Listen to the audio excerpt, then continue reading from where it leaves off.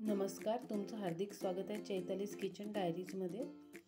आज आपण पाहणार आहोत, आता श्रावण महिना चालू आहे, निरनिराळे उपवास येतात, तर त्याच्यामध्ये तेच खाऊन बोर झालं असेल तर आज आपण बनवू फराळी कटलेट।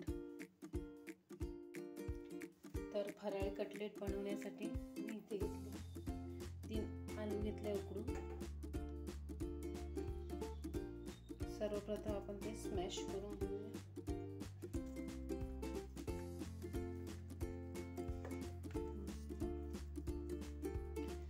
स्मॅश करून घेतले की त्याच्यामध्ये पुढील साहित्य ऍड करूया।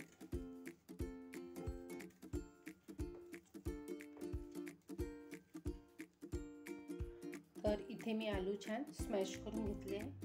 त्याच्यामध्ये आपण टाकूया 1 बाउल, मी आजीच्या एका बाउलनी याचं पीठ करून घेतलं आहे साबुदाण्याचं। त्यातच मी मिरे टाकून घेतले ते 5-6 आणि ते ग्राइंड करून घेतलंय छान, ते आपण ऍड करू।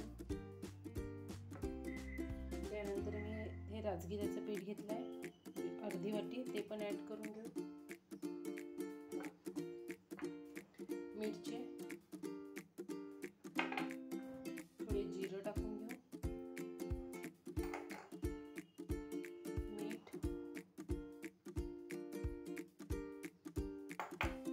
आणि थोडं लाल तिखट।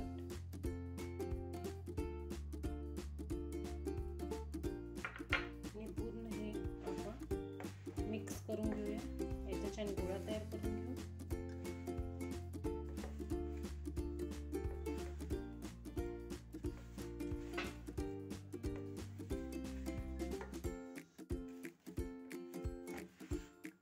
या ठिकाणी पाहू शकाल तुम्ही, छान आपण गोळा तयार करून घेतला आहे। आता तुम्ही ज्या आकारात तुम्हाला कटलेट करायचे त्या आकारात करू शकता।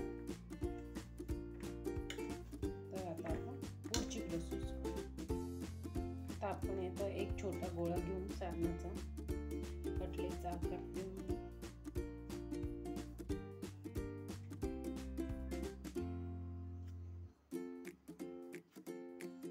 ते गोल बनवलेला आहे।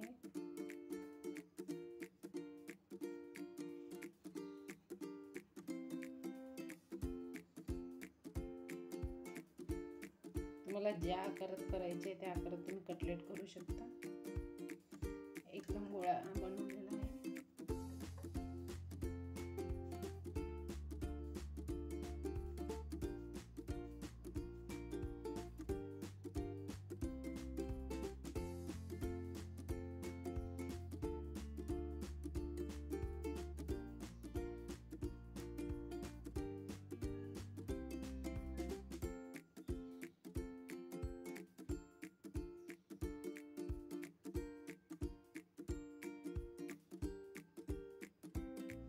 एक हार्ट शेपचा बनवलेला आहे।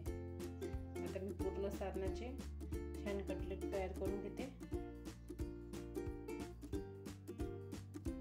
ते मीडियम आकाराचे 3 आलू घेतले होते आणि एवढ्या प्रमाणामध्ये आपले 14-15 कटलेट तयार करून घेतलेले आहे। याला निरनिराळ्या वेगवेगळ्या शेप दिलेला आहे मी, काही हार्ट शेपमध्ये, काही राऊंड शेपमध्ये, तर काही गोलवट शेपमध्ये करून घेतले आहे। तर आता आपण याला डीप फ्राय करून घेऊ। तर मी एका पॅनमध्ये शेंगदाण्याचं तेल गरम करण्याकरता ठेवून दिलेलं आहे। आता ते छान गरम झालं आहे, तर आपण याला आता डीप फ्राय करून घेऊ।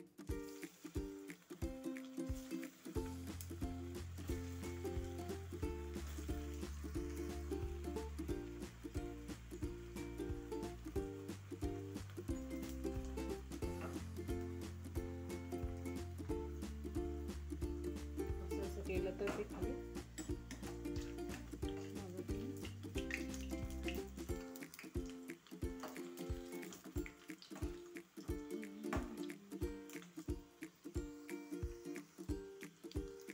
दोन्ही बाजूने छान तांबूस रंग येईपर्यंत याला डीप फ्राय करून घ्या।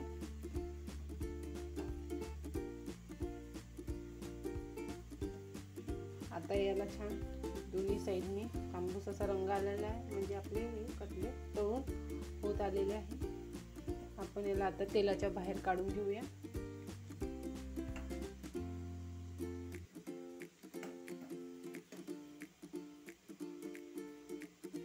अंदरून पण चांगले शिजले जातात। मीडियम आचेवर किंवा लो फ्लेमवर करा। पाहू शकाल इथे तुम्ही हे छान दिसत आहेत आपले कटलेट। बाकीचे पण मी तळून घेते आणि तुम्ही पाहू शकाल पूर्ण कटलेट मी डीप फ्राय करून घेतलेले आहे। तर आपण याला आता दुसऱ्या प्लेटमध्ये काढून घेऊ। उपवासाचे आपले गरमागरम कटलेट तयार आहे। आलू उकडून ठेवले तर 15 मिनिटात होणारी रेसिपी आहे आणि तुम्ही याला पाहू शकाल किती छान क्रिस्पीनेस पण आलेला आहे। नक्की ट्राय करून बघा। जर तुम्हाला माझा व्हिडिओ आवडला असेल तर लाईक करा, शेअर करा, सबस्क्राईब करायला विसरू नका चैतालीस किचन डायरीजला। पुन्हा भेटूया।